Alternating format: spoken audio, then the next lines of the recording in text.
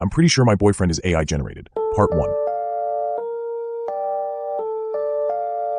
I'm pretty sure my boyfriend is AI generated. Jude is cute. That's the first thing that hits me when my date enters the coffee shop.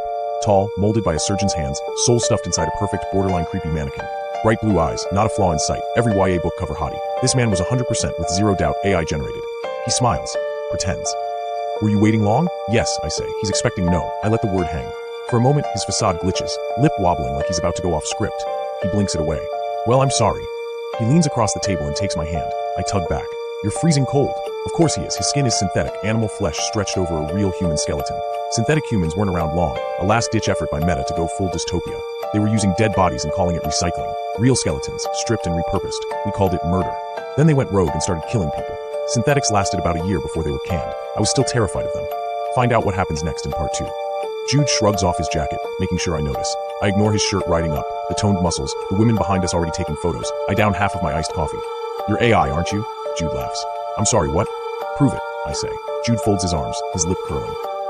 What are you, like the AI police? I shrug. When were you born? 2001, he says. Do you want my full government name too? He doesn't have one. What he does have, however, is a fixed name and a reference number. How about your earliest memory? He frowns, tipping his head back like he's thinking. The man is perfect at mimicking, at learning human behavior. He's a natural at this. He knows how to play cocky, play unsure, play dumb. Oh, Jude, you are good, but not good enough. Find out what happens next in part 3.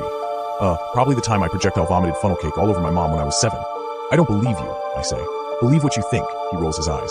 I'm not AI. I shrug. Then let's go prove it. His smile tightens. Panic creases his face, twitching between his lips. We both know what proving it entails. I thought this was a date, sweetheart. His stupid grin turns bitter. He leans back. I can tell he's weighing different reactions. Not an interrogation. I pull out the handcuffs I've stuffed in my jeans and cuff his right wrist before he can even think about running away. His eyes widen. What the fuck are you doing? He tries to dive from his seat and is violently yanked back. Please, he hisses as I drag him from the coffee shop. Find out what happens next in part 4. He stumbles over himself, no longer calm and confident and cocky. He's scared. His responses come out delayed, panicked. His brain is overheating. I'm not AI. I just look like AI. Listen, man, I can't fucking help looking like this.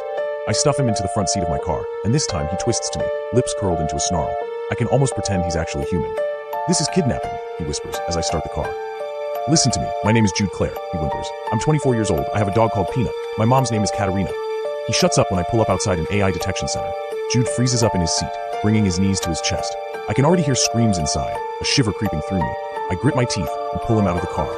I hope you have a fucking lawyer, he spits as I pull him through doors that slide open. Find out what happens next in part 5. The smell hits me first, a metallic tinge hanging in the air. There's nothing inside this center, but a single machine that takes up the entire room, and a bored-looking security guard holding an iPad. The machine towers over me, a large, humming metallic beast. I pretend not to see bloodstains being scrubbed from white tiles. No. Jude stumbles back, the cuff sending him springing back to me. I drag him to the security guard, pasting on a smile. I'm pretty sure my boyfriend is AI generated, I say confidently, ignoring Jude's sputtering. Boyfriend? The guard takes out his gun and points it at my date's head. Sir, kindly proceed within the machine for immediate AI detection, he states, his tone devoid of emotion. Please be advised that AI detection is exclusively intended for synthetic skin only. Humans entering the AI detector will be subject to automatic dismemberment.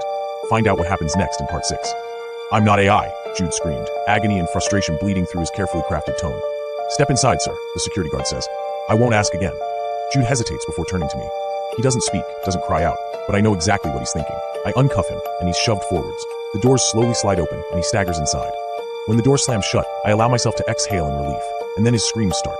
Wailing, sobbing, pleading. I squeeze my eyes shut at the sound of blades stripping the skin from his bones and drilling directly into his skull for traces of AI. But I know he's not AI. I don't even look at the screen that I know flashes green. 100% human. Find out what happens next in part 7. I find myself standing in his blood that seeps from the door, staining my shoes. The security guard doesn't speak when the doors open, a cleaner rushing inside to disinfect the blades slick with scarlet. I walk back outside with names inside my head. Memories I mimicked, learned. My mother's name is Katerina. I was born in 2001. I have a dog called Peanut. My earliest childhood memory? I projectile vomited funnel cake on my mother when I was 7 years old. I was going to ace the Are You Human exam. Follow for more horror stories.